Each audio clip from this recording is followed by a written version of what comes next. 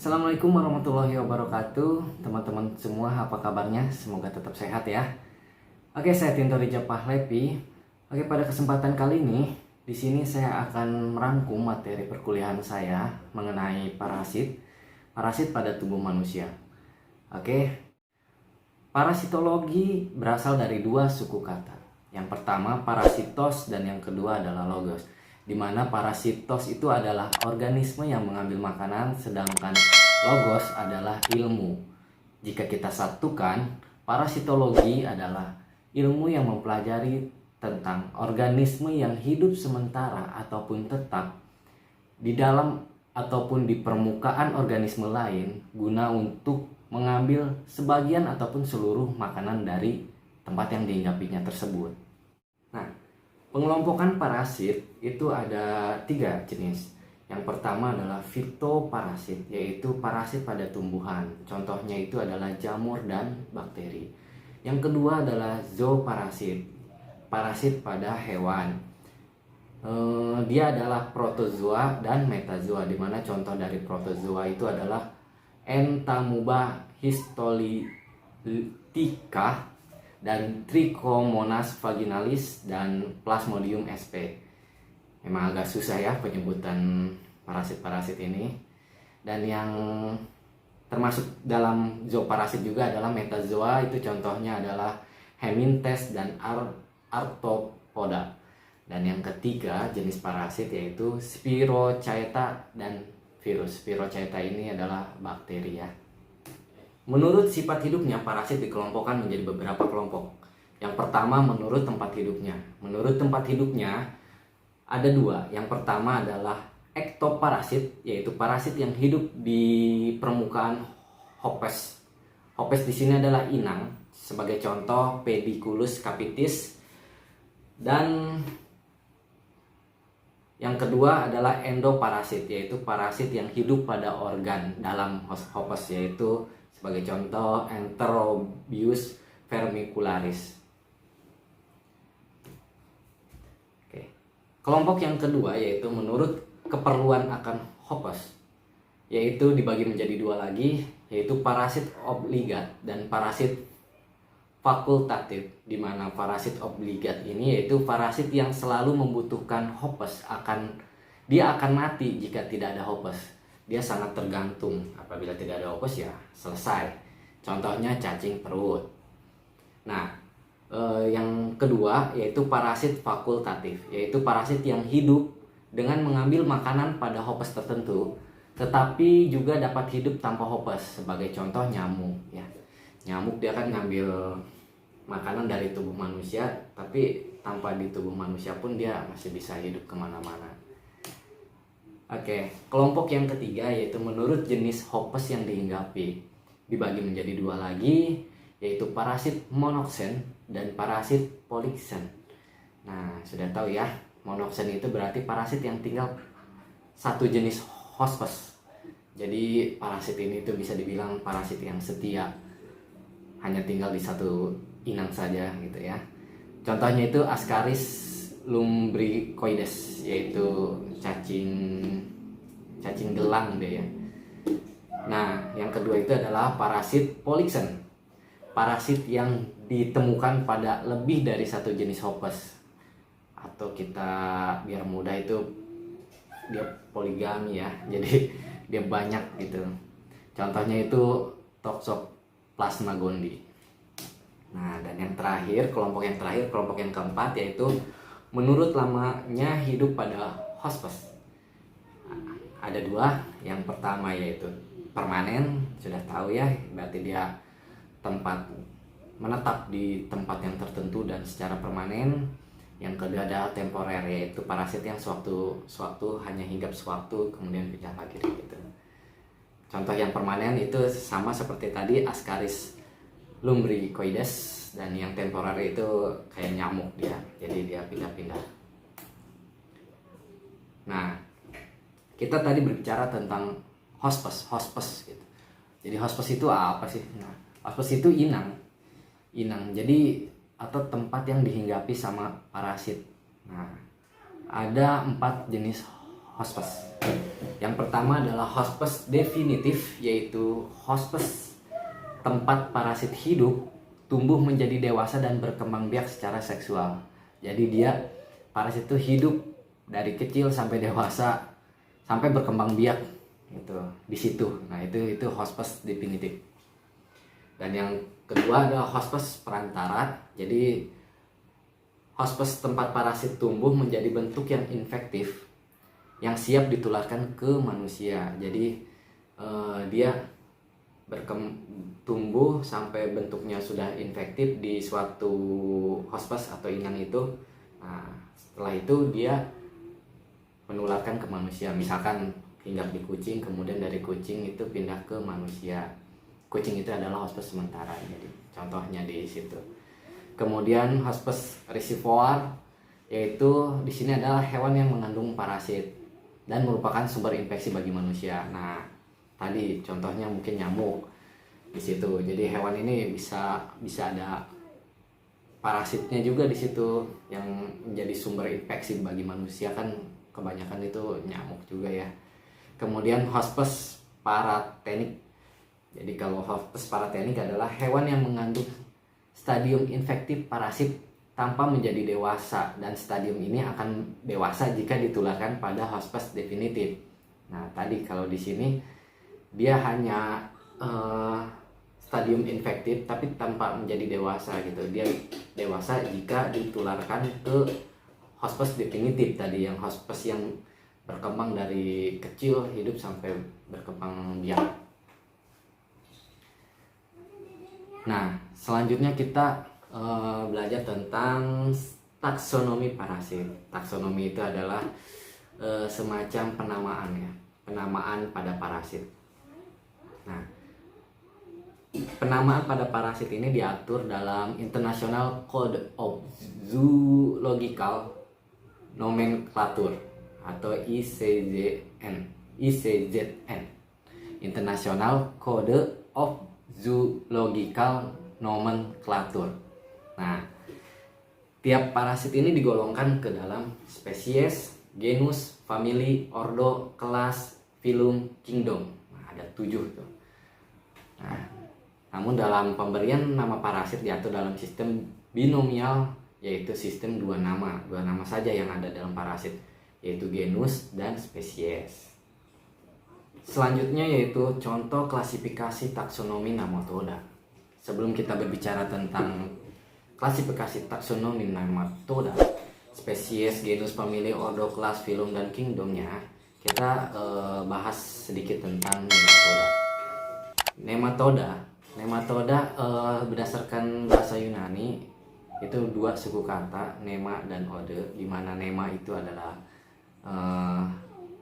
benang, sedangkan ode yaitu seperti. Nah, jadi apabila diumumkan, di pengertian umumkan, nematoda adalah cacing yang berbentuk bulat panjang atau gilik yang seperti benang. Nah, jadi nematoda juga adalah merupakan hewan yang tripoplastik dan pseudocelomata, yang artinya itu berongga dan bertubuh semu. Oke.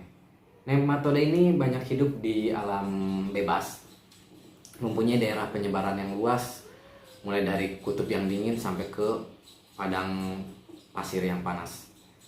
Oke, selanjutnya kita akan contoh dari taksonomi nematoda.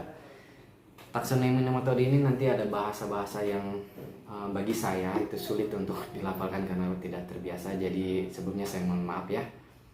Dimana kelasnya yaitu nematoda, subkelasnya Adenophorea dan Secernentea, biar diingat subkelasnya itu ujungnya rea gitu ya. Kemudian ordo itu ujungnya biasanya ida gitu.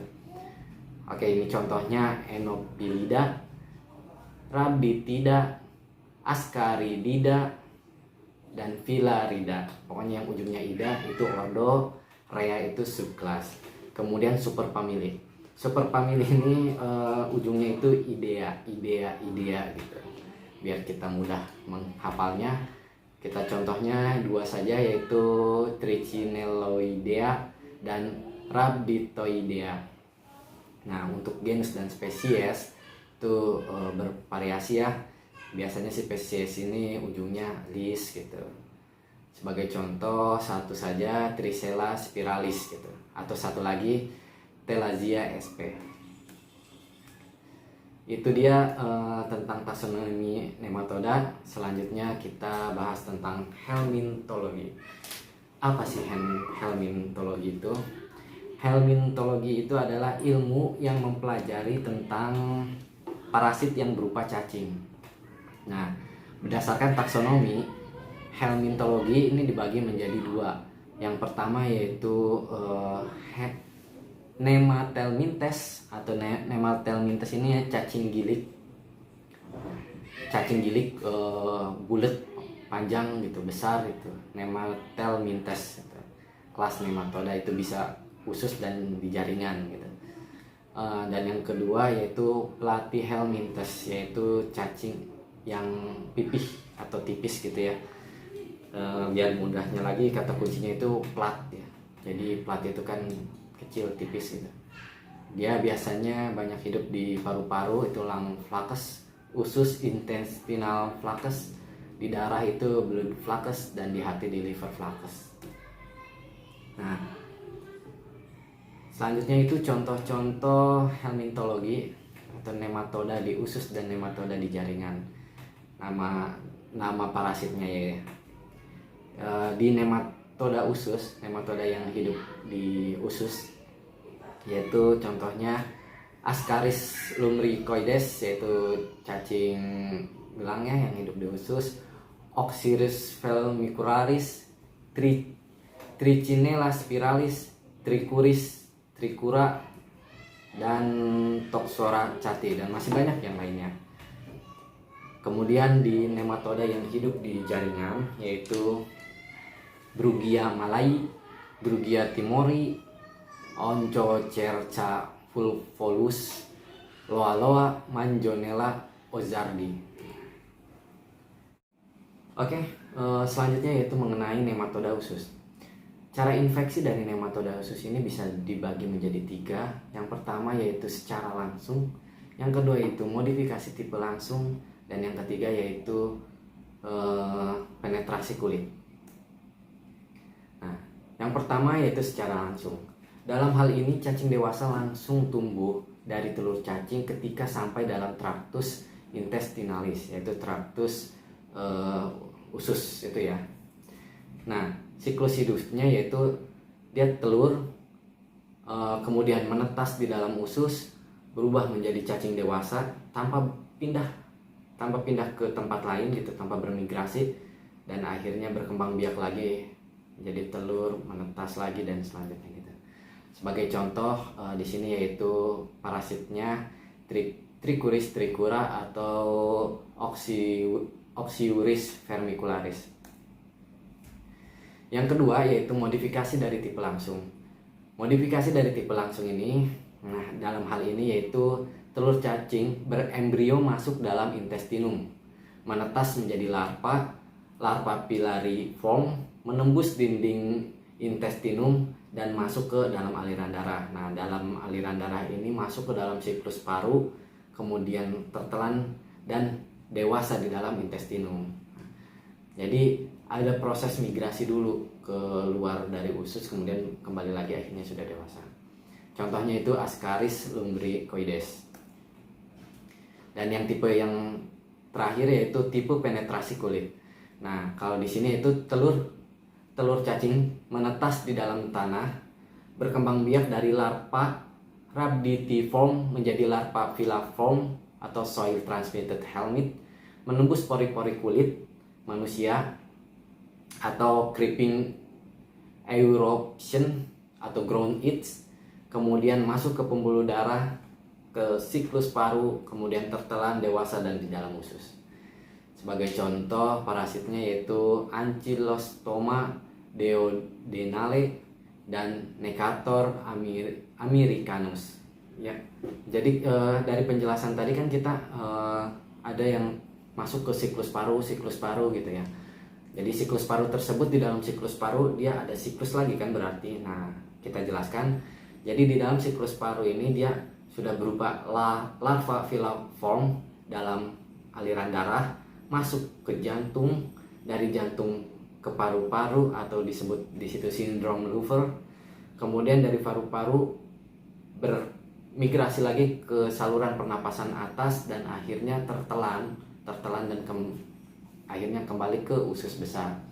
Di dalam usus besar si cacing atau parasit tersebut sudah menjadi dewasa, sudah bisa berkembang biak lagi di usus besar itu. Nematoda jaringan. Sekarang kita bahas tentang nematoda jaringan. Tadi kita sudah bahas tentang nematoda usus. Sekarang nematoda jaringan. Nematoda jaringan contoh parasitnya yaitu Wuchereria bancrofti. Nama penyakitnya biasanya disebut Wuchereriasis atau elephantiasis. Stadium infektifnya disebut microfilaria. Vektornya nyamuk. Vektor nyamuk ya, namun ada beberapa nyamuk itu di perkotaan itu, contohnya yaitu nyamuknya Culex quinguifasciatus atau nyamuk yang berukurannya lebih besar dari ukuran nyamuk biasa. Dan nyamuk di perdesaan itu biasanya kita sebut jenisnya yaitu Anopheles yang menyebabkan malaria, dan Aedes yaitu yang menyebabkan demam berdarah. Mengalami dua perioditas, ada yang malam atau disebut nocturna dan yang siang atau diurna. Oke, selanjutnya kita bahas tentang trematoda darah. Trematoda darah yaitu cacing yang hidup di dalam darah. Sesuai dengan namanya, ada 3 jenis spesies trematoda darah ini. Yang pertama yaitu Schistosoma japonicum, Schistosoma mansoni, dan Schistosoma haematobium. Hospes definitifnya yaitu manusia dan hospes perantaranya yaitu binatang. Adapun siklus hidup dari trematoda darah atau Schistosoma ini, trematoda darah dibagi menjadi 2 kelompok ya. Yang pertama itu kelompok di trematoda darah dan usus, dan trematoda hati dan paru. Di mana trematoda darah ini alurnya yaitu Miracidium berubah menjadi sporokista, dari sporokista berubah menjadi rediana, kemudian menjadi redia induk, kemudian berubah lagi menjadi scaria, dan akhirnya menjadi metacercaria, di mana bentuk infektifnya itu yaitu metacercaria.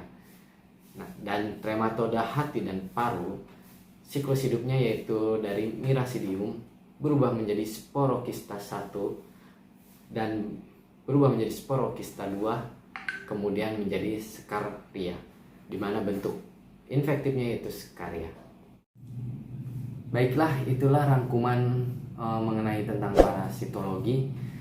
Tadi kita sudah bahas dari parasitologi, pengertian sampai ke trematoda darah.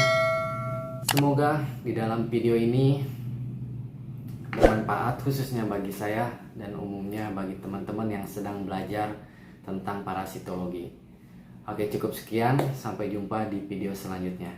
Assalamualaikum warahmatullahi wabarakatuh.